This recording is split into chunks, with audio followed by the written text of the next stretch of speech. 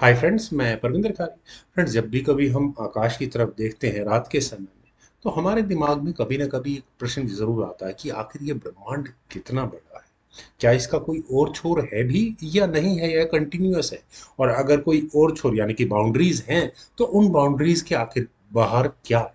Friends, जैसा कि हम सभी लोग जानते हैं कि ब्रह्मांड की उत्पत्ति 13.8 अरब वर्ष पहले बिग बैंग इवेंट के साथ हुई। अब चूंकि ब्रह्मांड में कोई भी वस्तु यानी कि प्रकाश की गति से कोई भी चीज तेज नहीं चल सकती, तो क्या हम ये कह सकते हैं कि ब्रह्मांड एक ऐसा स्फीयर है जिसका रेडियस 13.8 प्रकाश वर्ष जितना होना चाहिए, यानी कि उसका डायमीटर मैक्सिमम 27.6 लाइट ईयर्स होना चाहिए। फ्रेंड्स, बिल्कुल सही कैलकुलेशंस है, लेकिन इसमें एक छोटी सी प्रॉब्लम है। अकॉर्डिंग टू हबल्स लॉ, हम सभी को पता है कि ब्रह्मांड अपने आप में फैल रहा है, और जो स्पेस की स्पीड लिमिट है वो space with in space travel करने के लिए है, लेकिन स्पेस खुद अपने आप में इस गति से ज्यादा तेजी से फैल सकता है। यानी कि अगर हम यूनिवर्स की बात करें तो ऐसी बहुत सी आकाश गंगाएं होंगी जो हमसे स्पीड ऑफ लाइट से भी ज्यादा गति से दूर जा रही होंगी, क्योंकि स्पेस के अपने एक्सपेंशन की कोई स्पीड लिमिट नहीं है। तो फ्रेंड्स, इन सब कैलकुलेशंस को अगर हम ध्यान में रखते हैं तो ब्रह्मांड का रेडियस निकल कर आता है 46.5 बिलियन लाइट ईयर्स, यानी कि कह सकते हैं कि 93 अरब प्रकाश वर्ष डायमीटर वाला हमारा ब्रह्मांड हो सकता है। लेकिन फ्रेंड्स, ये वो लाइट है जो हम तक पहुंच चुकी है, यानी कि इसे हम कह सकते हैं ऑब्जर्वेबल यूनिवर्स, जो वो यूनिवर्स जो हमें दिखाई देता है।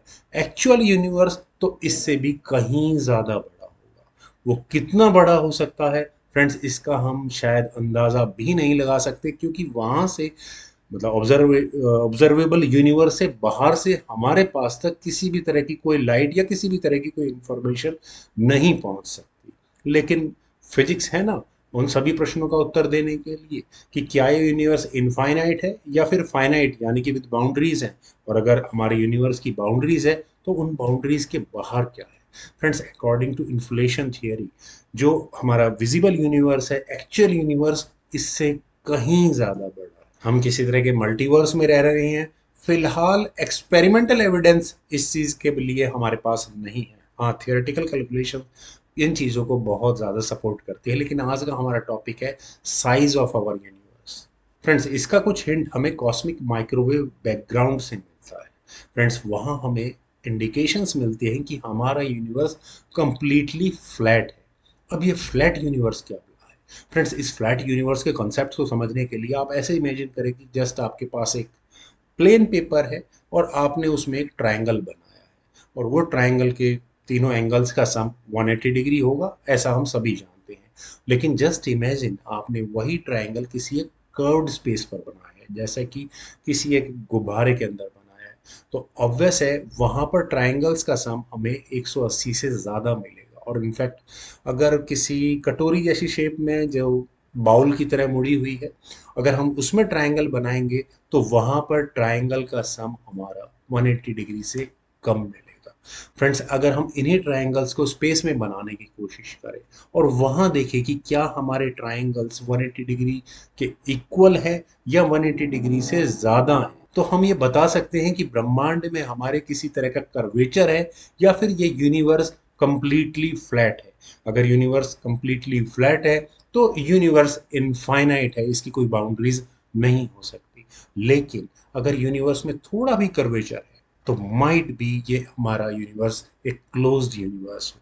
Friends, according to recent studies हमारे यूनिवर्स ऑलमोस्ट फ्लैट है, जस्ट एन एरर ऑफ 0.4%। और फ्रेंड्स, अगर हम इसी 0.4% के एरर को कैलकुलेशंस में ले, जैसा कि ऑक्सफोर्ड यूनिवर्सिटी के मिरन वर्दियान ने किया, तो उन्होंने इन्हीं कैलकुलेशंस के आधार पर यह अंदाजा लगाया कि हमारा universe at least visible universe के 250 टाइम्स बड़ा है। लेकिन फ्रेंड्स, हमारी स्थिति कुछ उस तरह की है कि जस्ट एक माइक्रो ऑर्गेनिज्म है जो कि अर्थ के कर्वेचर को मेजर करने की कोशिश कर रहा है अपने छोटे छोटे ट्रायंगल उसकी सरफेस पर बनाकर, जिसके ट्रायंगल्स का सम ऑलमोस्ट 180 डिग्री आएगा, क्योंकि उसके कंपैरिजन में अर्थ का साइज बहुत बड़ा है। तो फ्रेंड्स, आज की डेट में हम ये कह सकते हैं कि सबसे सटीक एक्सप्लेनेशन हमारे यूनिवर्स के साइज को लेकर यही हो सकती है कि यूनिवर्स इनफाइनाइट है। वेल फ्रेंड्स, मेरी आज की एक्सप्लेनेशन बस इतना ही। उम्मीद है आपको ये मेरी प्रेजेंटेशन आज की ज़रूर पसंद आई होगी। आप लोग कमेंट सेक्शन में मुझे ज़रूर बताइए कि मेरी अगली वीडियो किस टॉपिक पर होनी चाहिए। एंड अगर आपने अभी तक इस चैनल को सब्सक्राइब नहीं किया है तो प्लीज़ सब्सक्राइब ज़रूर करें। वीडियो अच्छी लगी हो तो लाइक ज़रूर करें। आपके कमेंट्स का मुझे बेहद इंतज़ार रहेगा। Thank you for watching. Bye for now.